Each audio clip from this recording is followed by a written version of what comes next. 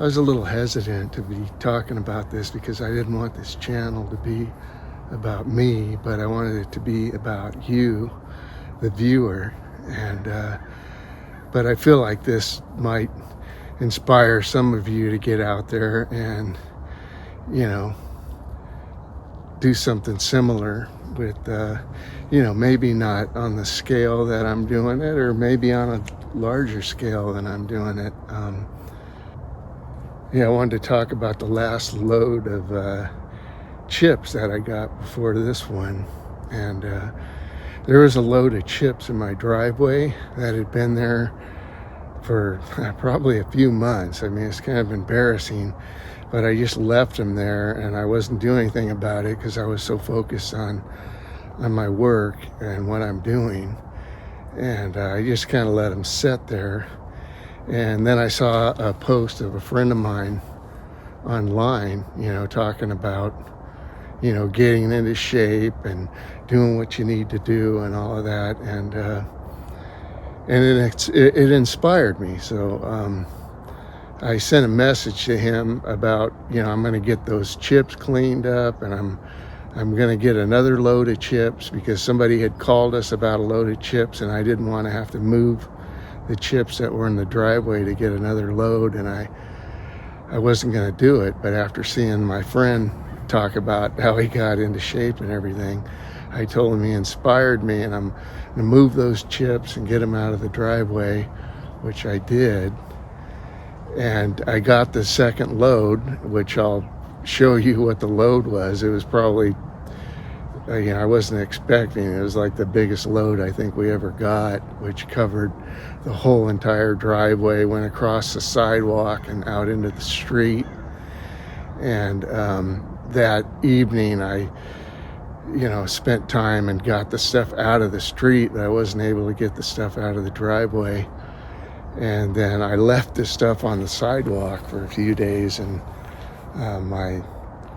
you know, sadly to say, my wife and my mother-in-law worked to get those chips off of the sidewalk, and I didn't even get that done. And then those chips sat in the driveway for several months, and I didn't do anything about it.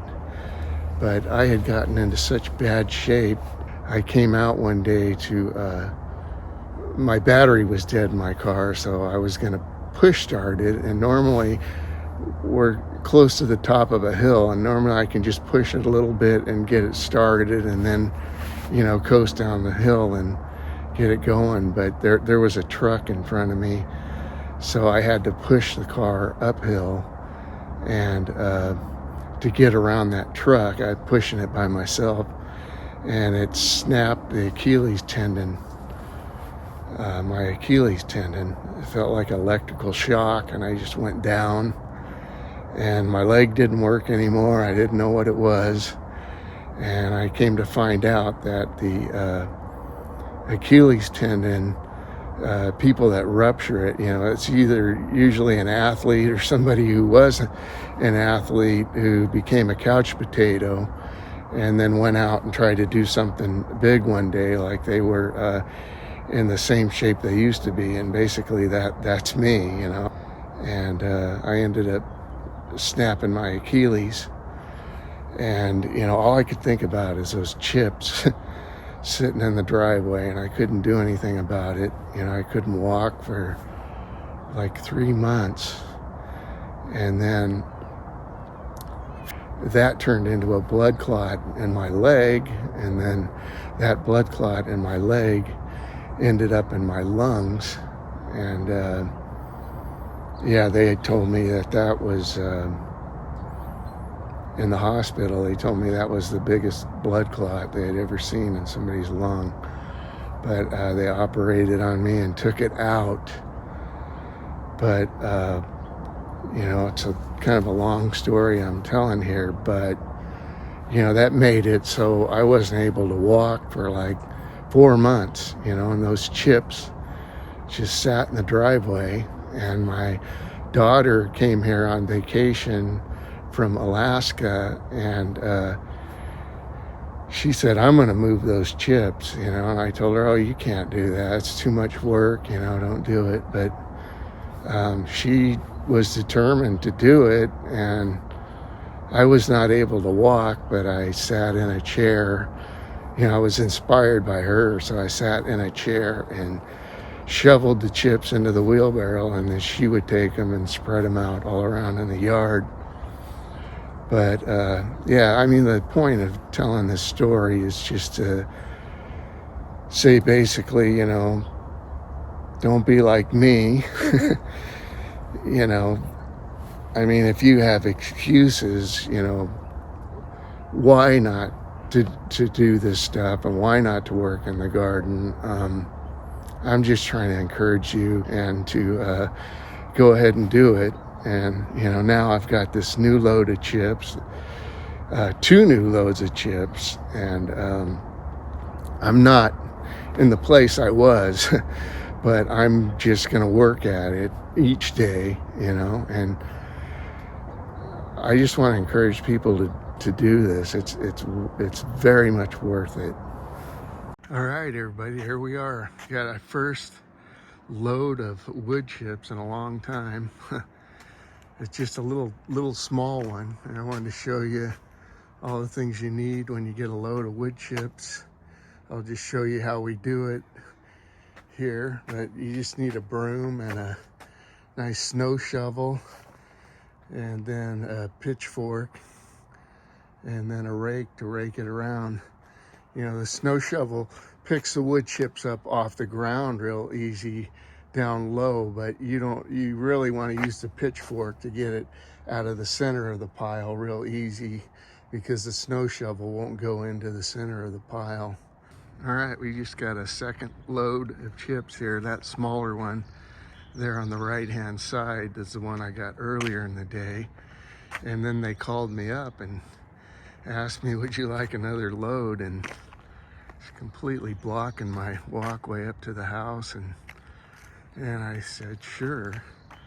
So they came out and gave me another load of chips, and then somebody called and asked if it was a different company, asked if I would like another load of chips, because I've been talking to different tree services, and they, you know, I had 3 of them tell me they would bring them, and then finally the last one did, and then one of the other ones called on the same day and asked if I wanted even more, and I sent them over to a friend of mine's house. So you know, if you're calling tree companies to get chips, don't give up, you know, just keep calling them.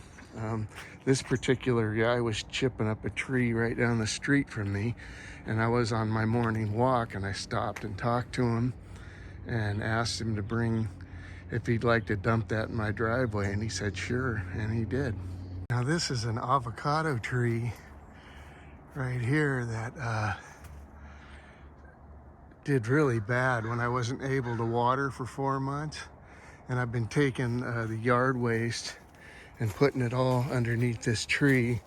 There's like a lot of it underneath here, and I'm going to come in now and put wood chips on top of all of this yard waste that's out here, and I'll be able to show you over time this thing's going to recover and just take off.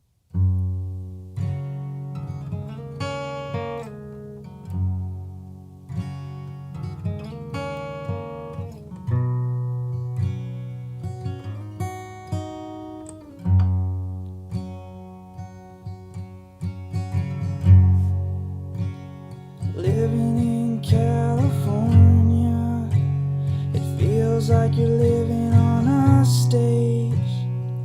Just watch the love disappear as the light blinds your eyes.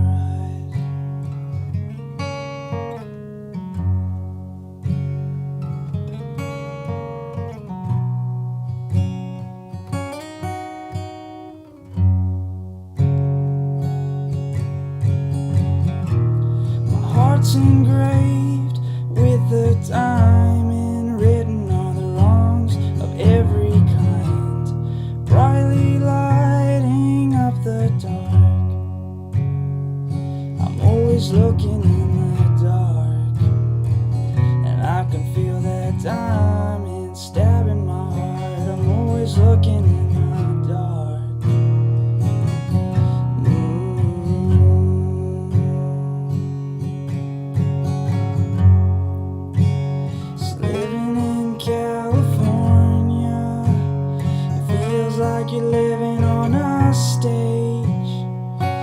watch the love disappear